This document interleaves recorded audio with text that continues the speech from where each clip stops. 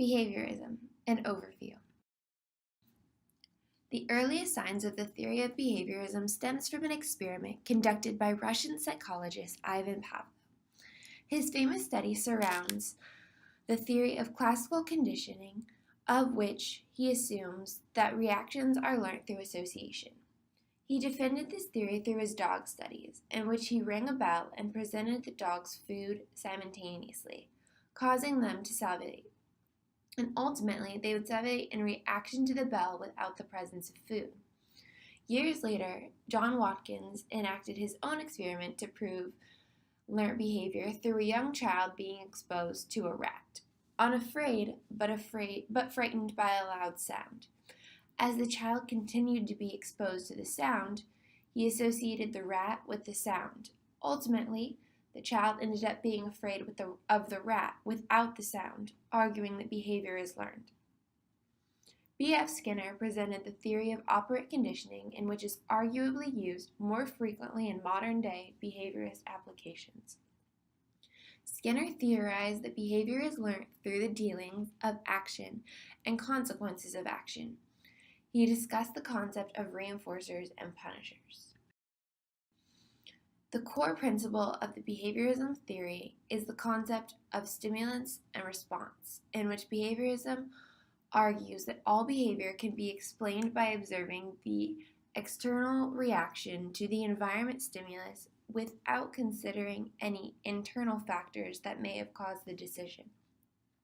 Behaviorism also argues that for every action, there is a reaction, which has either positive effects, which the one making the action perceives to adjust accordingly.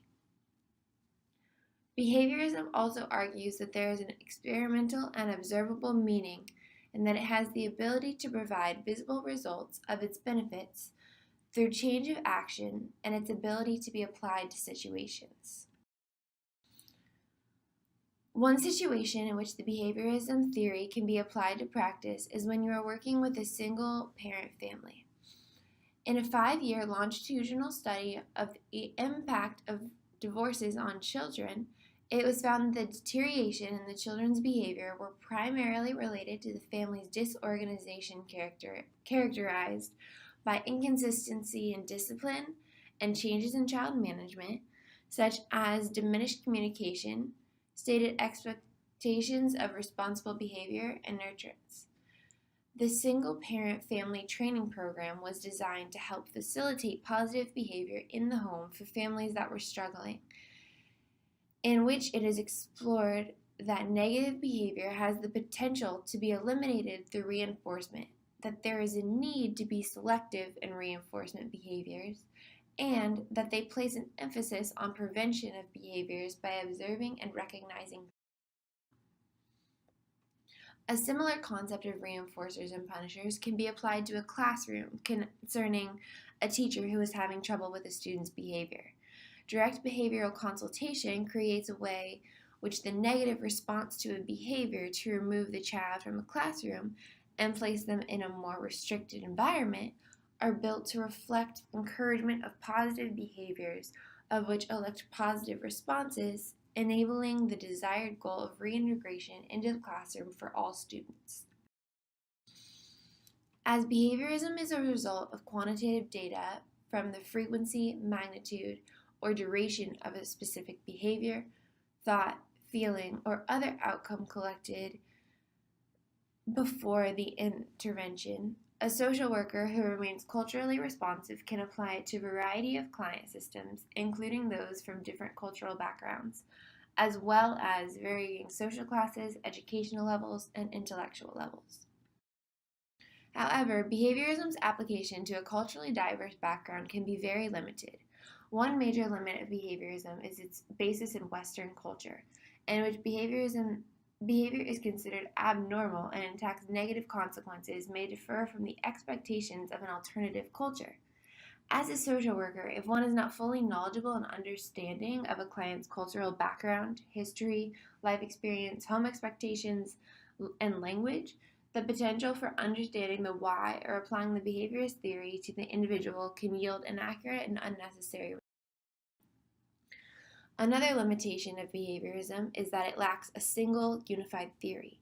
Since there are a variety of stimuluses in a number of ways for an individual to react, there is no one route in which can be applied to correct behavior. It also does not provide an explanation as to how an individual decides which decision to make or how they decide which actions are worth the rewards or goals. Despite its limitations, the behaviorism theory also has a number of strengths.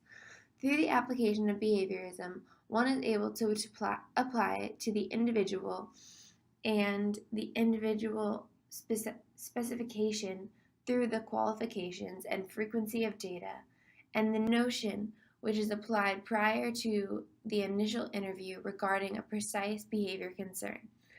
It allows for a social service worker to be able to work with the client and those directly affected by the behavior to identify the stimulus in which elicits the behavior in order to predict the behavior and seek a method of correction. Behaviorism also allows for a direct understanding of cause and effect, which can be validated through visible observation of change, which occurs from methods before intervention to after intervention, the application of alternative methods, whereas the theories challenge the concept of understanding what is going on inside the mind of an individual, which is tangible and therefore open to interpretation and difficult to validate. The application of behaviorism also elects change through reinforcers and punishers, which can help mold the client's behavior of that social acceptability. Behaviorism is a theory under continual development as the science and logic behind the theory battle with the emotional aspects of human nature. As a social worker, one must be careful as to which situation they apply behaviorism to, as for it is limited in its behavior and its ability to be effective. However, when applied to the proper client, situation, and environment, behaviorism has the ability to take quantitative observation to allow for a tangible understanding of prediction of behavior in order to provide options for guidance and change. Thank you.